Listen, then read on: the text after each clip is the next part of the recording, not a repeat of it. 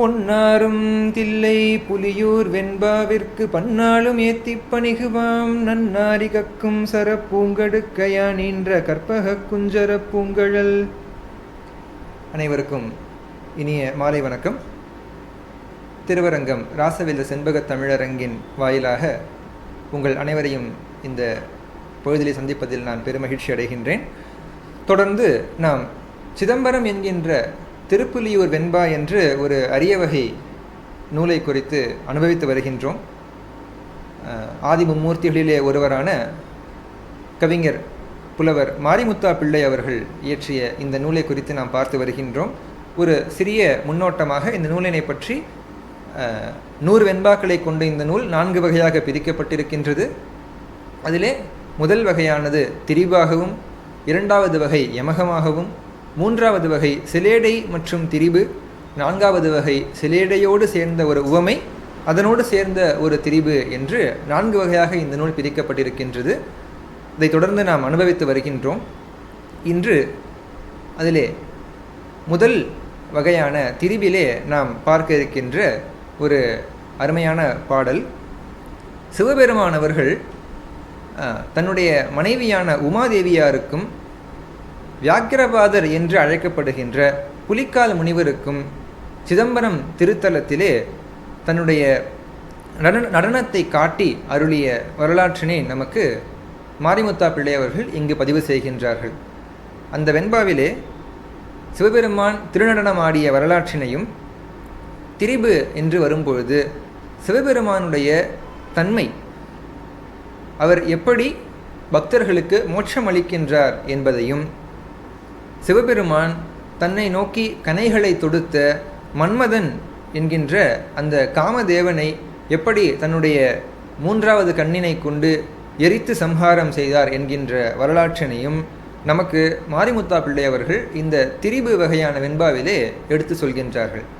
சிதம்பரத்திலே நடராஜ பெருமான் புலிக்கால் முனிவருக்கும் தன்னுடைய மனைவியான உமாதேவியாருக்கும் திருநடனம் காட்டிய வரலாற்றினை சொல்லும்போது, மாசிலா புலிக்கும் மாது உமைக்கும் மா நடத்தை பூசமதில் காட்டும் புலியூரே என்று வெண்பா இருக்கின்றார். அதாவது ஒரு தைப்பூச திருநாளிலே சிவபெருமான் உமாதேவியாருக்கும் வியாக்கிரபாத முனிவருக்கும் தன்னுடைய நடனத்தை காட்டி அருளினார் என்று சொல்கின்றார்.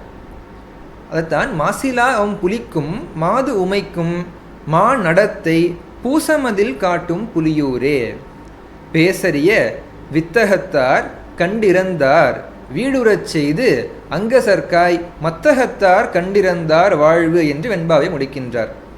பேசரிய வித்தகர்க்காய் கண்டிறந்தார் வீடுறச் செய்து அங்கசர்க்காய் மத்தகத்தார் கண்டிருந்தார். அதாவது இந்த அடுத்தடுத்த அடிகளிலே வித்தகத்தார் கண்டிருந்தார், மத்தகத்தார் கண்டிருந்தார் என்று சொற்றொடர் வருவதை நாம் பார்க்கின்றோம். இதைத்தான் நாம் திரிபு என்று சொல்கின்றோம்.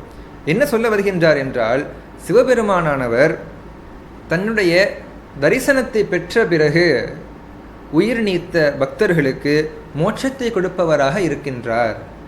பேசரிய வித்தகத்தார் கண்டு இறந்தார் வீடுறச் செய்து, தன்னுடைய தரிசனத்தை கண்டு உயிர் நீத்தவர்களுக்கு மோட்சத்தை கொடுத்து, அங்கசர்க்காய் மத்தகத்தார் கண்டிறந்தார் வாழ்வு என்றால், அங்கசன் என்றால் மன்மதன் என்று பொருள். இந்த மன்மதன் சிவபெருமானுடைய நிஷ்டையை கலைப்பதற்காக அவரை நோக்கி தன்னுடைய மலர்கனைகளை தொடுக்கின்றான்.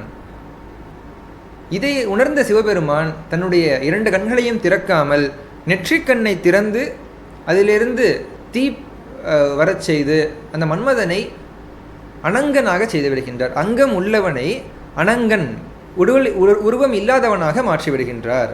இந்த வரலாற்றினை சொல்லும்போது மத்தகத்தார் கண் திறந்தார் வாழ்வு, தன்னுடைய நெற்றிக்கண்ணை திறந்தார். யாருக்காக? அங்கசர்க்காக, இந்த மன்மதனுக்காக நெற்றிக்கண்ணை திறந்து அவரை அழித்த சிவபெருமான் என்று சொல்லும்போது, வித்தகத்தார் கண்டு இறந்தார் என்று சொல்லும்போது பக்தர்கள் தரிசனத்திற்கு பிறகு இறந்தவர்கள் என்ற பொருளும், மத்தகத்தார் கண் திறந்தார், இந்த கண் திறந்தார் என்ற சொல் புணரும் பொழுது கண்டிறந்தார் என்று இலக்கணப்படி புணர்ச்சியாக விகாரமாக மாறுகின்றது. இதைத்தான் மத்தகத்தார் கண் திறந்தார் வாழ்வு என்று வெண்பாவினை மிக அழகாக முடிக்கின்றார். இந்த சிவபெருமான் தன்னுடைய நெற்றிக்கண்ணை திறந்து மன்மதனை அழித்த வரலாற்றினை பல புலவர்கள் பல இடங்களிலே இலக்கியங்களிலே கையாண்டிருக்கின்றார்கள். உதாரணத்திற்கு கம்பராமாயணத்திலே இந்த ராமனுடைய அழகை விவரிக்கும் பொழுது கம்பர் ரொம்ப அழகாக சொல்கிறார். இந்த சூர்பனகையானவள் காட்டிற்குள்ளே வந்த பிறகு ராமனை அவனுடைய வர்ணசாலையில் முன்வைத்து பார்க்கின்றாள். பார்த்து ராமனை பார்த்து அவனுடைய அழகிலே மயங்கி வியந்து வியந்து சூர்பனகை பேசுவதாக சில பாடல்களை கம்பர் அவர்கள் எழுதுகின்றார்கள். அதிலே முதல் பாடல் அதை பற்றி சொல்லும் பொழுது சூர்பனகை தன்னுடைய உள்ளத்திலே இருக்கின்ற அன்பினை வெளிப்படுத்தும் பொழுது ராமனுடைய அழகை பார்த்து சொல்கின்றாள், இவன் மன்மதனாக இருப்பானோ? வாய்ப்பில்லை. ஏனென்றால் மன்மதனுக்கு உருவம் இல்லை, இவனுக்கு அழகான ஒரு உருவம் இருக்கின்றதே, இவன் அதனால் மன்மதன் இல்லை. இரண்டாவது, தேவேந்திரனாக இருப்பானோ? அதற்கும் வாய்ப்பில்லையே, இந்திரனுக்கு 1000 கண்கள் இருக்கின்றதே, இவனுக்கு 2 கண்கள் தான் இருக்கின்றன. ஒருவேளை பிரம்மாவாக இருப்பானோ, இல்லை நாராயணனாக இருப்பானோ என்று பலவாறாக தன்னுடைய மனதை போட்டு குழப்பிக் கொள்கின்றாள். இவ்வளவு அழகு பொருந்தியவன் தேவலோகத்தை சேர்ந்தவனாகத்தான் இருக்க முடியும் என்று இவள் மனதில் நினைக்கின்றாள். சிந்தையில் உரைபவர்க்கு உருவம் தீர்ந்தது, இந்திரர்க்கு 1000 நயனம், ஈசர்க்கு முந்தியது மலர்க்கன் ஓர் 3, 4 தோள் உந்தியின் உலகளித்தார்க்கு என்று உண்ணுவாள். அதாவது சிவபெருமானுக்கோ 3 கண்கள், இந்திரனுக்கோ 1000 கண்கள், மன்மதனுக்கோ உருவம் இல்லை, நாராயணனுக்கோ 4 தோள்கள், இதில் எந்த வகையிலுமே இவன் அடங்கவில்லையே, இவன் யாராக இருப்பான் என்று தன்னுடைய மனதை போட்டு குழப்பிக் கொள்கின்றாள். அதற்கு அடுத்த பாடலாக அவள் சொல்கின்றாள், இந்த உருவம் இருக்கின்ற சிவபெருமான், தேவேந்திரன், நாராயணன் 3 பேரையும் ஒதுக்கிவிட்டு மன்மதனை எடுத்துக்கொண்டால், மன்மதன் தன்னுடைய உருவம் அழிந்த பிறகு அரூபமாய் சிவபெருமானை நோக்கி தவம் இருந்து தன்னுடைய தவறுக்கு மன்னிப்பு கேட்டு மீண்டும் இப்படி ஒரு அழகான உருவத்தை பெற்றுக்கொண்டு ராமனாக வந்திருக்கின்றானோ என்று கற்பனை நயத்தை மிக அழகாக கம்பரன் பதிவு செய்கின்றார். கற்றயம் சடையவன் கண்ணில் காய்தலால் இற்றவன் அன்று தொட்டு இன்று காரும் தான் நற்றவம் இயற்றி அனங்கன் நல்லுரு பெற்றனாம் என பெயர்த்தும் எண்ணுவாள் என்று கம்பர் அழகாக சொல்கின்றார்.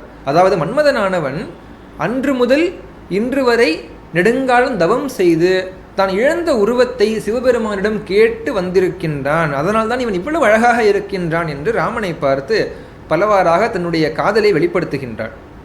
இதுபோல சிவபெருமான் தன்னுடைய நெற்றிக்கண்ணை திறந்து மன்மதனை அழித்த வரலாற்றினை பல புலவர்கள் பல இடங்களிலே கையாண்டிருக்கின்றார்கள். அதிலே நம்முடைய மாரிமுத்தா பிள்ளை அவர்களும் தன்னுடைய வெண்பாவை அமைக்கும் பொழுது இந்த சிவபெருமானுடைய வரலாற்றினை எடுத்து சொல்கின்றார். அதாவது மாசிலா புலிக்கும் மாது உமைக்கும் மா நடத்தை பூசமதில் காட்டும் புலியூரே பேசறிய வித்தகத்தார் கண்டு இறந்தார் வீடு உறச் செய்து அங்கசர்க்காய் மத்தகத்தார் கண் திறந்தார் வாழ்வு என்று முதல் வகையான திரிபிலை வெண்பாவை அழகாக அமைக்கின்றார். அடுத்து 2வது வகை நாம் பார்க்க இருப்பது யமகம். யமகம் என்றால் 2 அடிகளிலே ஒரே சொற்றொடர் வரும், ஆனால் வேறு வேறு பொருளை தரும் என்று நாம் ஏற்கனவே சொல்லியிருக்கின்றோம். அதிலே இந்த வெண்பாவிலே அவர் சொல்லும்போது சிதம்பரம் நடராஜ பெருமானுடைய சிறப்பினையும் அவர் பக்தர்களுக்கு எப்படி அருள் பாலிக்கின்றார், எதை வைத்து அவர் பக்தர்களுக்கு அருள் பாலிக்கின்றார் என்று சிவபெருமானுடைய தன்மையையும் மிக அழகாக சொல்கின்றார். அதாவது சைவ சித்தாந்தத்திலே ஒரு நம்பிக்கை உண்டு, அந்த 1000 சிவகலைகள் என்று சொல்வார்கள். சிவகலைகள் என்பது அந்த சிவனுடைய அம்சங்கள். கலை என்றால் அம்சம் என்று தமிழிலே ஒரு பொருள் இருக்கின்றது. சிவனுக்கு 1000 அம்சங்கள் இருக்கின்றன. இந்த 1000 அம்சங்களிலே ஒரு அம்சம் நாள்தோறும் அனைத்து சிவத்தலங்களுக்கும் சென்று பகல் முழுக்க அனைத்து சிவத்தலங்களிலுமே சஞ்சாரம் செய்து கடைசியிலே நள்ளிரவிலே இவ அனைத்தும் சேர்ந்து சிவபெருமானுடைய நடராஜமூர்த்தியிலே சிதம்பரத்திற்கு வந்து ஒடுங்குவதாக சைவ சித்தாந்தம் அழகாக நமக்கு சொல்கின்றது. இந்த கருத்தினை வெண்பாவிலே அழகாக நம்முடைய மாரிமுத்தா பிள்ளை அவர்கள் எடுக்கின்றார்கள். இரண்டாவதாக சிவனை பற்றி சொல்லும் பொழுது நடராஜ பெருமான் சிதம்பரத்திலே நடனம் ஆடிக்கொண்டிருக்கின்றார். அது மட்டுமல்லாது அவர் தன்னை நோக்கி தொழும் அனைவருக்கும் அருள் பாலிப்பவர் அல்ல. தன்னை நோக்கி யாரெல்லாம் தொழுகின்றார்களோ அவர்களுடைய உள்ளத்திலே இருக்கின்ற அன்பை பொறுத்து அவர்களுக்கு அருள் பாலிப்பவர். தொழுபவர்க்கெல்லாம் அருள் பாலிக்க மாட்டார், அவருடைய உள்ளத்தை பார்த்து அருள் பாலிப்பார் என்று அழகான ஒரு கருத்தை நமக்கு மாரிமுத்தா பிள்ளை அவர்கள் சொல்கின்றார்கள்.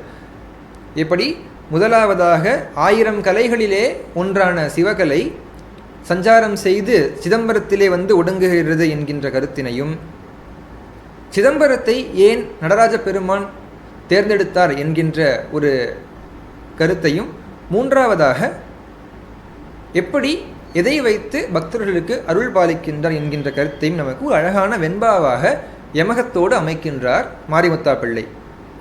ஓர் கலை எங்கெங்கும் உலாவி அர்த்த ஜாமத்தில் பூரணமாய் ஒன்றும் புலியூரே காரணமாம் பார்த்தாண்டவனார் பணிந்தாலும் உள்ளன்பை பார்த்தாண்டவனார் பதி என்று வெண்பா எடுக்கின்றார்.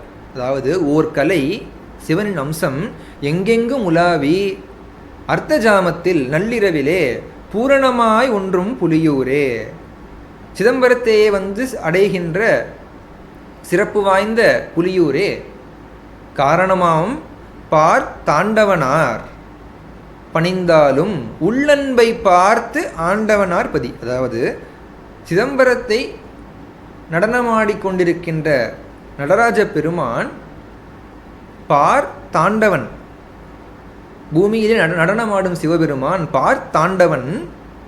ஆர் பணிந்தாலும் தன்னை நோக்கி யார் தொழுதாலும் உள்ளன்பை பார்த்து அவர்களுடைய உள்ளத்திலே இருக்கின்ற அந்த அவருடைய குணத்தையும் அவருடைய அன்பினையும் பார்த்து ஆண்டவனார் பதி என்று முடிக்கின்றனர். இதிலே பார்த்தாண்டவனார் என்று 2 அடிகளிலே ஒரே சுற்றுடர் வருவதை நாம் பார்க்கின்றோம். இதைத்தான் நாம் யமகம் என்கின்றோம்.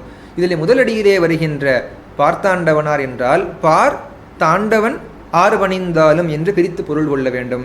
அடுத்த அடியிலே உள்ளன்பை பார்த்து ஆண்டவனார் பதி, பக்தரை ஆட்கொள்வதற்கு முன்பு அவருடைய உள்ளத்திலே இருக்கின்ற அன்பை வைத்துதான் அவர்களே ஆட்கொள்கின்றான் என்கின்ற அழகான கருத்தை நமக்கு வெண்பாவின் மூலம் மாரிமுத்தா பிள்ளை அவர்கள் சொல்கின்றார்கள். இதைத்தான் திருமூலர் அவர்களும் நமக்கு சொல்கின்றார். அன்பு சிவம் 2 என்பர் அறிவிலார், அன்பே சிவமாவதாரும் அறிகிலார், அன்பே சிவமாவதாரும் அறிந்தபின் அன்பே சிவமாய் அமர்ந்திருந்தாரே என்கின்ற கருத்து தமிழ் சான்றோர்களுமே பலருமே முன்னமே கேட்டிருக்கக்கூடிய ஒரு அருமையான திருமந்திரமாக விளங்குகின்றது. அதாவது அன்பையும் சிவமையும் பிரித்து பிரித்து பார்ப்பவர்கள் அறிவற்ற மூடர்கள். அன்பே சிவமாவதை யாரும் அறிவதில்லை, அன்பே சிவமாவது அனைவரும் அறிந்தபின் அன்பே சிவமாய் அமர்ந்திருந்தாரே என்று திருமூலர் சொல்கின்றார். எப்போது ஒருவன் அன்பும் சிவமும் ஒன்று என்று உணர்கின்றானோ அவன் அன்பே சிவமாக மாறி அமர்கின்றான் என்கிற கருத்தை, அன்பிற்கு உள்ளத்தினுடைய அன்பிற்கு சிவபெருமான் எவ்வளவு முக்கியத்துவம் கொடுக்கின்றார் என்கின்ற கருத்தினை நமக்கு இந்த வெண்பாவின் மூலம் மாரிமுத்தா பிள்ளை அவர்கள் சொல்கின்றார்கள். இது 2வது வகை. 3வதாக நாம் பார்க்க இருப்பது சிலேடையோடு கலர்ந்த ஒரு திரிபு. சிதம்பரத்திலே அன்றில் பறவைகள் இருக்கின்றதாம். இந்த அன்றில் பறவை ஆணும் பெண்ணும் ஒரே ஜோடியாக ஒன்றாக இணை பிரியாமல் பிறப்பு முதல் இறப்பு வரை ஒன்றாகவே இருக்கும். இந்த அன்றில் பறவையை இரட்டை பிறவிகள் என்று சொல்வார்கள். இந்த ஆணும் பெண்ணும் ஜோடி சேர்ந்து விட்டால் ஒன்றை ஒன்று பிரியாது, அந்த அன்பு மாறாது, எப்போதும் ஒன்றாகவே இருக்கும் தன்மையுடைய பறவை இந்த அன்றில் பறவை. இதுதான் நாம் திரைப்பட பாடல்களிலே அன்றில் பறவை, இரட்டை பிறவி, ஒன்றில் ஒன்றாய் வாழும் பிறவி, பிரியாதே விட்டு பிரியாதே என்று திரைப்பட பாடல்களில் நாம் கேட்டிருக்கின்றோம். இந்த அன்றில் பறவை சிதம்பரத்திலே வாழ்கின்றதாம். எப்படி வாழ்கின்றது? ஒன்றில் மேல் ஒன்று கொண்ட அன்பு மாறாமல், இணை பிரியாமல் ஒரு இல்லறத்தை நல்லறமாக தவம் போல் செய்து கொண்டிருக்கின்றது. அல்லும் பகலும் நாள்தோறும் ஒன்றை ஒன்று பிரியாமல் என்று சொல்கின்றார். அப்படிப்பட்ட சிதம்பரத்திலே அவர் சொல்லும்போது அல்பகல் சோடி அன்றில் அன்பால் ஆம் தவத்தால் உம்பர்க்கும் புற்பதி மேலாகும் புலியூரே வெற்பினுரு வந்த கழலொளியார் மன்றுள் எவருக்கும் அரவிந்த கழலொளியார் வீடு என்று ஒரு வெண்பாவை அமைக்கின்றார். இதை நாம் பிரித்து பொருள் கொள்ள வேண்டும் என்றால், அல்பகல் அல்லும் பகலும் ஜோடி அன்றில் அன்பால் ஆம் தவத்தால் உம்பருக்கும் புற்பதி மேலாகும் புலியூரே. இந்த முதல் 2 அடியிலே சிலையடையாக வருவதை நாம் பார்க்கின்றோம். எப்படி சிலையடை வருகின்றது என்றால், அல்பகல் சோடி அன்றில் அன்பால் ஆம் தவத்தால். இந்த அன்றில் பறவை ஒன்றாக இருக்கின்றது, ஒன்றை ஒன்று பிரியாமல் இருக்கின்றது. அதனுடைய அந்த அன்பினாலும் அந்த இல்லற தவத்தினாலும் உம்பருக்கும் புல்பதி மேல் ஆகும் புலியூரே, தேவலோகத்தை மிஞ்சுகின்ற புல்பதி மேல் ஆகும். புல் என்றால் தமிழிலே புலி என்ற ஒரு வார்த்தை, ஒரு அர்த்தம் இருக்கின்றது. பதி என்றால் பாதத்தை உடையவர். புலி போன்ற பாதத்தை உடைய வியாக்கிரபாத முனிவர் இருப்பதனாலே, அவர் தவம் செய்கின்றது திருத்தலமாக இருக்கின்றதுனாலே, அதாவது தேவலோகத்தை விட இந்த புலியூர் சிறந்தது. எப்படி? இந்த அன்றில் பறவை ஜோடியாக இல்லறத்தை நல்லறமாக நடத்தி வருவதனாலும், வியாக்கிரபாத முனிவர் தவம் செய்தலாலும், அல்பகல் சோட்டன்றில் அன்பால் ஆம் தவத்தால் உம்பருக்கும் தேவலோகத்தை விட புற்பதி மேலாகும் புலியூரே. இந்த வியாக்கிரபாத முனிவரும் இருப்பதனால் தேவலோகத்தை விட மேலானதாக விளங்கும் புலியூரே என்று ஒரு அர்த்தம் வருகின்றது. சிலையடையாக 2வது அர்த்தத்தை நாம் பார்க்கும் பொழுது, உம்பருக்கும் புற்பதி மேல் ஆகும் புலியூர் என்றால், இல்லை புற்பதி என்றால் பனைமரம் என்று ஒரு பொருள் இருக்கின்றது. இந்த உயரமான பனைமரத்தின் மேல் அமர்ந்து தவம் செய்கின்ற இந்த ஜோடி அன்றில் பறவைகள் என்று சொல்கின்றார். இந்த எவ்வளவு உயரமான பனைமரம், தேவலோகத்தை விட மிஞ்சும் அளவிற்கு உயர்ந்த பனைமரங்களை கொண்டது என்று இவர் கற்பனையாக மாரிமுத்தா பிள்ளை அவர்கள் புலியூரை பற்றி உயர்வாக சொல்லும்போது சொல்கின்றார். தேவலோகத்தை விட உயர்ந்த நெடிய பனைமரத்தின் மீது அமர்ந்து இல்லறம் செய்து வாழ்கின்ற அன்றில் பறவைகள் இருக்கின்ற சிறப்பு வாய்ந்த சிதம்பரமே, அல்பகல் சோட்டன்றில் அன்பால் ஆம் தவத்தால் புல்பதி மேல் ஆகும் புலியூரே. இப்போ அடுத்த 2 அடியிலே திரிபு வர இருக்கின்றது. எப்படி?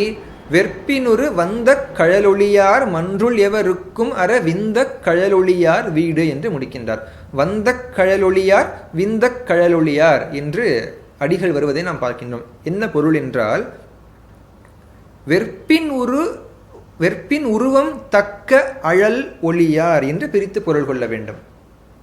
மலையை ஒத்த உருவத்தை உடைய ஜோதி வடிவமாக இருக்கின்ற சிவபெருமான். வெற்பு என்றால் மலை.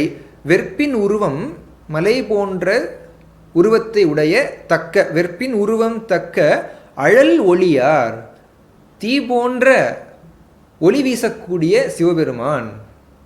மன்றுள் எவருக்கும், அதாவது தான் இருக்கின்ற சிதம்பரத்திற்கு வரும் எந்த பக்தர்களுக்கும் தன்னுடைய அரவிந்த கழல் ஒளியார் வீடு. அரவிந்தம் என்றால் தாமரை, கழல் என்றால் பாதம், ஒளியார் என்றால் முன்பு வந்த ஒளியார், அழல் ஒளியார், தீ போன்ற ஜெகஜோதியான ஒளியினை கொண்டவர். இங்கு வருகின்றது அரவிந்த கழல் ஒளியார், தாமரை மலர் போன்ற திருப்பாதங்களை ஒளிக்காத, ஒளியார் என்றால் ஒளிக்காதவர், அதாவது தன்னுடைய பாதத்தை ஒளித்து வைத்து கொள்ளாமல் வருகின்ற பக்தர்கள் அனைவருக்குமே அருள்பாலித்து தன்னுடைய திருப்பாதங்களை காட்டக்கூடியவராக சிவபெருமான் இருக்கின்றார். இதுதான் வந்த கழலொளியார் விந்த கழலொளியார் என்று திரிபாக வருவதை நாம் பார்க்கின்றோம். வெற்பின் உருவம் தக்க அழல் ஒளியார் மன்றுள் எவருக்கும் அரவிந்த கழல் ஒளியார் வீடு.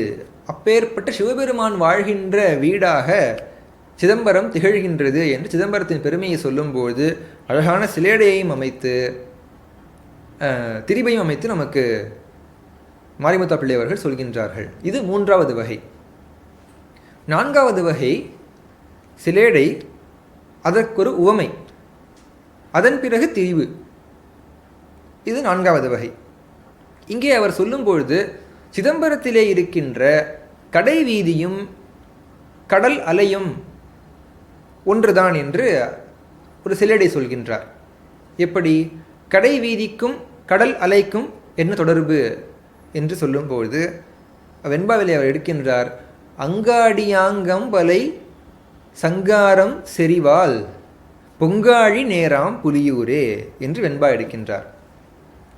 அங்காடி என்றால் கடை. இந்த அங்காடி பொங்கு ஆழி, அதாவது பொங்கி வரும் கடலுக்கு ஒப்பாக இருக்கின்றது. எப்படி? கடைகளிலே, அந்த சிதம்பரத்தில் இருக்கின்ற கடை வீதிகளிலே ஆரவாரம் நிரம்பிய மக்கள் கூட்டம் இருக்கின்றதாம். அது மட்டுமல்லாது சங்கு ஆரம், அதாவது முத்து போன்ற ஆபரணங்கள் மிகுதியாக இருக்கின்றதாம். அதனால் கடையிலே ஆரவாரம் இருக்கின்றது, சங்கு இருக்கின்றது, முத்து இருக்கின்றது. அதுபோல கடலிலே கம்பலை, கம்பு என்றால் சங்கு என்று ஒரு பொருள், அலை என்றால் அலை வீசுகின்ற கடல் என்று ஒரு பொருள். அங்காடிய அங்கு அம்பு அலை சங்கு ஆரம். இது முதல்ல வந்த சங்கு ஆரம் என்பது சங்கு ஆரம் முதலிய ஆபரணங்கள். இரண்டாவது கடலை பற்றி சொல்லும்போது சங்குகளையும் அலையினையும் சங்காரம், சங்காரம் என்றால் சம்ஹாரம் செய்வது, சூரசம்ஹாரம் என்று சொல்கின்றோம் அல்லவா? சம்ஹாரம் என்று சமஸ்கிருத சொல்லிற்கு தமிழிலே சங்காரம் என்று பொருள். அதாவது அழித்தல் தொழிலை செய்யக்கூடியவர். சூரனை சம்ஹாரம் செய்தார் முருகன் என்று சொல்கின்றோம். சம்ஹாரம் என்றால் அழித்தல். தமிழிலே மாற்றும் போது சங்காரம் என்று வருகின்றது. கடலானது தன்னிடத்தே சங்குகளையும் அலைகளையும் ஆழிப்பேரலை வரும்பொழுது ஊருக்குள்ளே தண்ணீர் வந்து அந்த ஊரையே அழித்து விடுகின்ற அழிக்கும் தொழிலையும் செய்கின்றது. இதை சிலேடையாக அவர் சொல்லும்போது அங்காடியாங்கு அம்பலை சங்காரம் செறிவால் பொங்காழி நேராம் புலியூரே. கடையிலே ஆரவாரம் இருக்கின்றது, சங்கு இருக்கின்றது, முத்து இருக்கின்றது. கடலிலே சங்கு இருக்கின்றது, அலை இருக்கின்றது, சங்காரம் இருக்கின்றது. சங்காரம் என்றால் அதனுடைய கடலினுடைய பண்பு, பேரலை வந்து ஊரையை அழிக்கக்கூடிய பண்பு. இதைத்தான் அங்காடிக்கும் கடலுக்கும், அதாவது கடை வீதிக்கும் கடலுக்கும் சிலடையாக சொல்கின்றார். அங்காடியாங்கு அம்பலை சங்காரம் செறிவால் பொங்காழி நேராம் புலியூரே. அடுத்ததாக திரிபு. சங்காழி மாலாம் சரத்தர் மணமலி செம் பொன்மடலை போலாம் சரத்தர் புரி என்று வெண்பாவை முடிக்கின்றார். அதாவது சிவபெருமான் திரிபுரத்தை எரிப்பதற்காக புறப்பட்ட பொழுது தேவர்களிலே ஒவ்வொருவரையும் தன்னுடைய ஆயுதமாக ஏந்தி கொண்டார். அதிலே திருமாலை தன்னுடைய கணையாக, அதாவது தான் எய்யக்கூடிய ஒரு அம்பாக திருமாலுடைய அம்சத்தை பயன்படுத்தி கொண்டார் சிவபெருமான். இதைத்தான் சங்கு ஆழி மாலாம் சரத்தர் என்று சிவபெருமான் பற்றி சொல்லும்போது மாரிமுத்தா பிள்ளை சொல்கின்றார். சங்கினையும் சக்கரத்தையும் ஏந்தி கொண்டிருக்கின்ற திருமாலை சரமாக கொண்டவர். சரம் என்றால் அம்பு. சங்காழி மாலாம் சரத்தர், திருமாலை அம்பாக உடையவர். மணமலி செம் பொன் மடலை போலாம் சரத்தர் புரி. மணம் கமழும் கொன்றை மாலையை அணிந்திருக்கின்ற செம்பொன் மடல்களை போல் இருக்கின்றார். அதை பார்ப்பதற்கு அவர் அணிந்திருக்கின்ற கொன்றை மாலையின் மடல்களை பார்த்தால் செம்பொன்னால் ஆன ஒளியை வீசுகின்றது என்று சொல்கின்றார். மணமழி செம்பொன் மடலை போலாம் சரத்தர் புரி. இதிலே முதலிலே வருகின்றது சங்காழி மாலாம் சரத்தர், திருமாலை சரம், அதாவது அம்பாக வைத்துக் கொண்டிருக்கின்றவர். அடுத்ததாக மணமலி செம் பொன்மடலை போலாம் சரத்தர். மாலை, பூமாலையை சரமாக, பூச்சரம் என்று சொல்கின்றோம் அல்லவா, அதை சரமாக, பூமாலையை, கொன்றை மாலையை கொன்றை மாலை சரத்தை அணிந்திருக்கின்ற சிவபெருமான் என்று வெண்பாவை அழகாக முடிக்கின்றார். இதுதான் நான் 4வது வகையாக சிலேடை. அதற்கு ஒரு ஊமையையும் பார்க்கின்றோம். அதிலே ஊம உருபு. பொங்காழி நேராம் புலியூரே. இந்த சிதம்பரமானது ஆரவாரம் மிக்க சங்கு ஆபரணங்கள் முத்து இவைகளை நிரம்ப பெற்ற கடலினைப் போல் காட்சி அளிக்கின்றது என்று சொல்கின்றார். அதுதான் பொங்காழி நேராம் புலியூரே சங்காழி மாலாம் சரத்தர் மணமலி செம்பொன்மடலை போலாம் சரத்தர் புரி என்று வெண்பாவை முடிக்கின்றார். இதுபோல இன்னும் பல சுவையான செய்திகளோடும் பல அறியப்படாத தகவல்களோடும் அடுத்த பொழிவிலே சந்திப்போம். உங்கள் இல்லம் தேடி வரவிருக்கின்றார் தில்லை அம்பலவாணர் என்று சொல்லி நன்றி சொல்லி விடைபெறுகிறேன். நன்றி.